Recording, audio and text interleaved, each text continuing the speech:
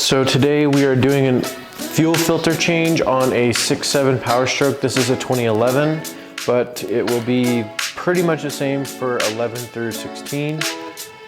This is the part number. I will put it in the description as well. And if I can find it on Amazon, I will link it in the description as well so you guys can get the same one. You're going to need a 32mm socket for the fuel filter cap. If you have a pick, that will be helpful as well. And a drain pan will be very helpful, as well as some rags.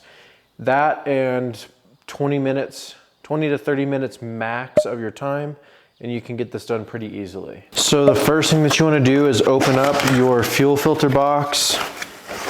This is the upper fuel filter. We'll do this one last up at the top, so I'm going to set it aside.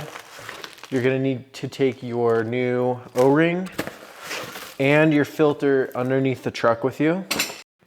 Now that you're underneath the vehicle, the first thing that you'll want to do is start to unscrew the yellow valve on the bottom of the fuel filter. That'll just release all the water, and you'll also unplug this plug here. It's just a push to connect and a little tab to release it. Then you'll take your socket and your ratchet and start to unscrew the housing. This can take a little bit of force to basically get it to unscrew, but it's just lefty-loosey, righty-tighty. Once you get it to a certain point, you should be able to turn it by hand and just pull it the rest of the way out.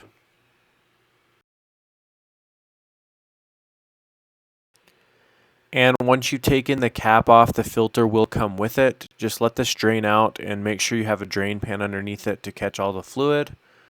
And I like to use just a little dental pick or whatever kind of pick you have, and you can start to pull the green O-ring out of there and take it to your bench. When you take out your new filter, make sure this side goes into the actual cup itself. So now you're back underneath the vehicle and you've got the new O-ring from the kit, and you're going to lubricate it with some diesel and then start rolling it up the housing. You'll see at the top of the housing there's a larger groove, and it should roll all the way back up in there, and it will seal when you put that housing back on once you start screwing it on.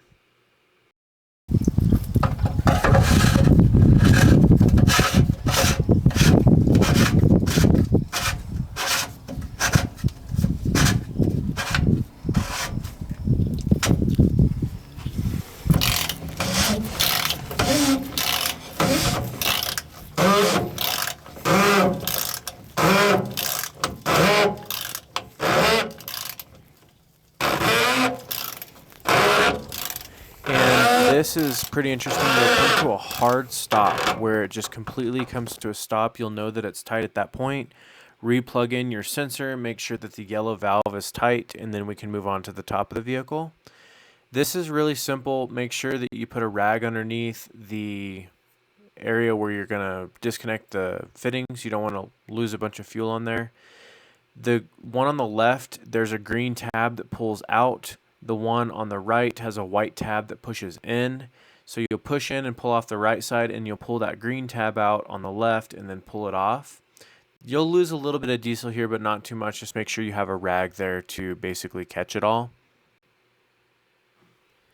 Now, as far as removing the actual filter, it turns to the right or counterclockwise and then lifts straight up. New one goes in the exact same way. You put it on to the right and then you spin it left. The 2011s have a bolt on here. I believe it's a 7/16, and you'll basically just loosen that up and turn your filter to the other direction and then tighten it. From 2012 and up, from my understanding, they do not have this bolt, so you won't need to worry about it if you're working on a 2012 to 2016 model. And you're basically going to just slide your hoses back on there, and on the left, you'll reset the clip where it needs to go, and then on the right you actually don't need to do anything. You just push it back on until you hear a click, and it will kind of set into position, and then I usually give them a little bit of a tug to make sure that everything is secure, and wipe it up, and you're all set underneath the hood. So once you have changed the upper and the lower fuel filter, you're going to come inside the truck and turn the key on for 30 seconds 6 times.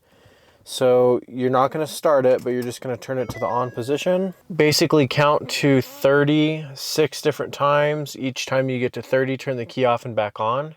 This is basically going to prime the pump and try to get as much air out of the system as it can so that your vehicle will start and pressurize, if you will. And then you're going to start it after the 6 pressurization cycles, and you can just let it idle for a minute. So I'm gonna go ahead and turn this off and on 6 times, and then when I go to start it, I will.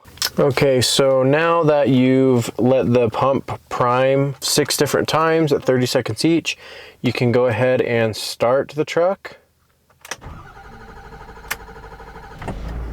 It is normal for it to kind of turn over a couple of times before it actually starts, so don't be too alarmed by that. So the last thing I want to show you is how to clear or reset your fuel filter light. So go ahead and click on settings, and then you're going to go to vehicle, and then you'll scroll down until you see maintenance, and then you're going to scroll down to fuel filter, and you're going to hold that down until it resets. You'll see it reset there. And one thing I'll mention is I like to do the fuel filters every other oil change is kind of my maintenance schedule. You can change it according to what you want to change it as, but I like to keep that system in tip-top shape. So I always change the fuel filters every other oil change. But if you guys have any questions, please leave them in the comments below. Thanks so much for watching. And if you found value in this video, please like and subscribe to the channel.